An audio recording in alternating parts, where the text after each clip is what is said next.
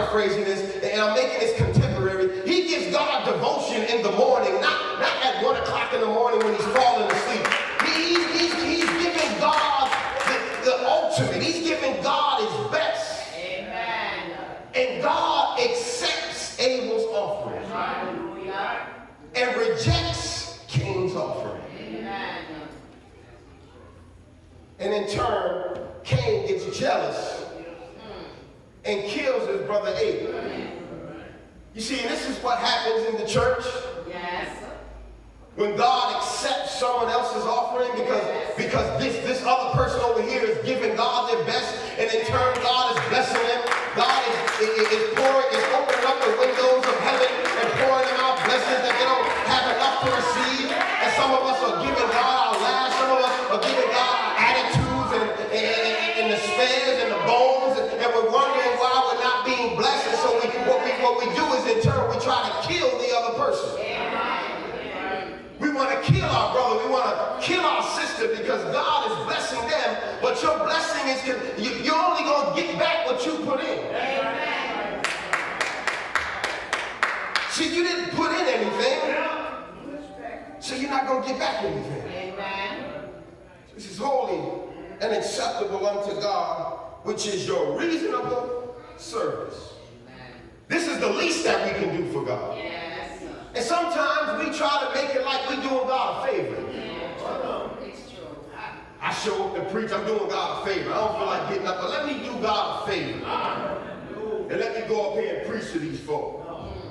I don't feel like doing it, but God needs me. And I'm going to do him a big favor. God, because you need me. I'm only doing this because you need me, God. God, you don't have anybody else nobody can preach the way I preach. Nobody can be a deacon like I'm a deacon. Nobody can usher like I usher. Nobody can sing like I sing. Nobody can play like I play. Nobody can do the things that I do in the church. So God, I'm going to do you a favor and I'm going to show up. I'm going to show up to do you a favor.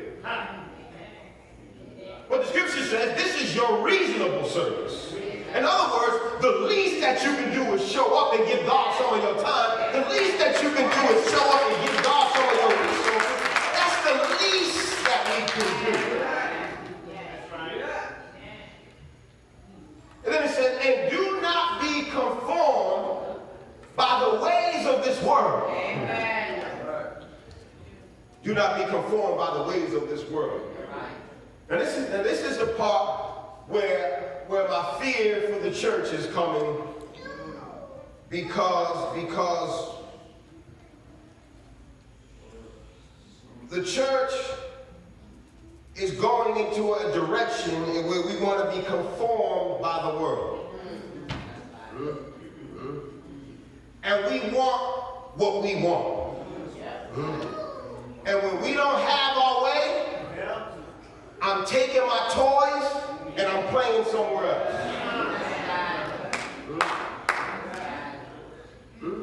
When we don't get our way, we pout. When we don't get our way, we cry. When we don't get our way, we don't want to play no more. He says, do not be conformed by the ways of this world, but be transformed by the renewing of your mind. See, what happens is, sometimes we get renewed one time and we fail to realize that the renewing is a continual process. See, we get renewed and then we get stuck. But then we fail to realize that after time, that operating system that you're operating on is going to get outdated. And you're going to need a system update. But what happens is you're not plugged into God. You're not connected to Wi-Fi. So you're not able to download the new system that God is trying to put in you. So you're stuck.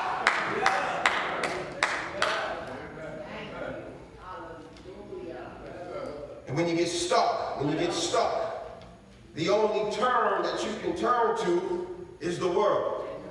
And this is why you see so many churches. I see it all online, and some churches are more obsessed with worship than we are the word. Amen. That is true.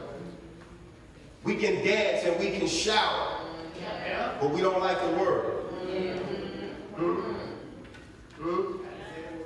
Where churches are almost now a nightclub. Talk the truth, brother. It's true. Where it's all dancing and no word.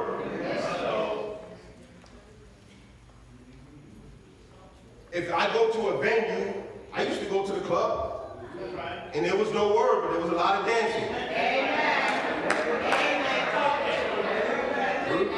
No word, but a lot of dancing.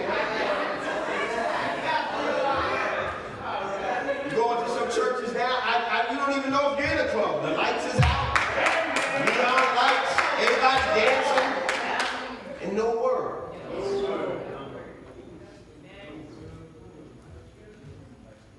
Do not be conformed by the ways of this world, but be transformed by the renewing of your mind.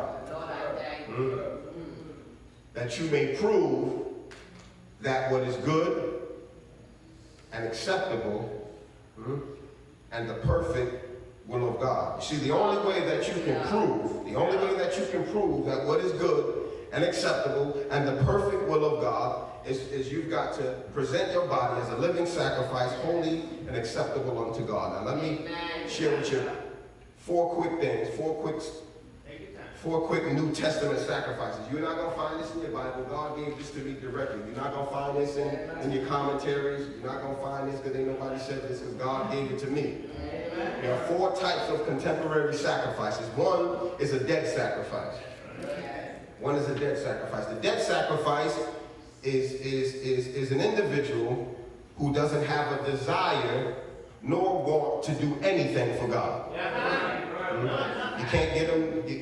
You can't get this person to move. You can't get this person to operate. You can't get them to do anything for God. They are just simply spiritually dead. Second type of sacrifice, the second type of contemporary sacrifice is a roadkill sacrifice.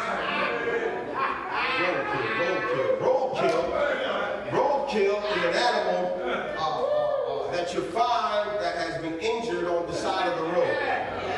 My grandfather, God rest his soul, he was the type of individual, he was from the South, and he would eat roadkill. Roadkill sacrifice. And normally a roadkill animal is one that if you find them, most times they won't be completely dead. They'll have a little bit of life left in them. This is the type of individual that you may see him every once in a while, but when they show up, they may not do too much. Don't expect too much out of them. Don't expect them to participate. Don't expect them to give some food to the hungry. They may just sit and they may spectate. It's the type of individual that you almost kind of got to drag them from the roadside. Your roadkill sacrifice. The third type of sacrifice is a farm-raised sacrifice. Farm-raised products are products that are grown on a farm. They're grown on a farm, but they are regulated by the Food and Drug Administration. They're regulated by the Food and Drug Administration. This type of individual needs to be regulated all the time. This type of sacrifice. You got to give them the itinerary every week. It's like someone, you got to train them every week. They act like sometimes they don't know what time the service starts. You know what time the service starts. It's been 11 o'clock for the last 126 years. They act like they don't know when the meeting was. Well, nobody told me. You got all the memos. Everybody told you 10 times. Farm raised. You got to regulate them. You got to stay on top of them. You got to call them every 5 minutes. You almost got to retrain them every week. You know what everything is. You know what the meetings are. You just want to be farm raised. You want to be regulated. And the fourth and last type of sacrifice is an organic sacrifice. This is the only type of sacrifice that God is going to accept. You see, organic products, you see them all in the grocery stores now. Organic products are all natural products. Organic products aren't grown with fertilizers and they don't have chemical pesticides. They are not injected with hormones and different various types of things to make them grow faster. Organic products are all natural and they are 100% healthy for you. You see, this type of organic sacrifice, this individual, you don't have to regulate them, you don't have to beg them, you don't have to pull them out their house. You see, the organic type of worshiper is a worshiper that just says, here I am, I'm here to serve, I'm here to do whatever God has called me to do, whatever you need me to do, whatever you need to go. I'm not going this way, I'm not going that way, I'm just going whatever way that God tells me to go.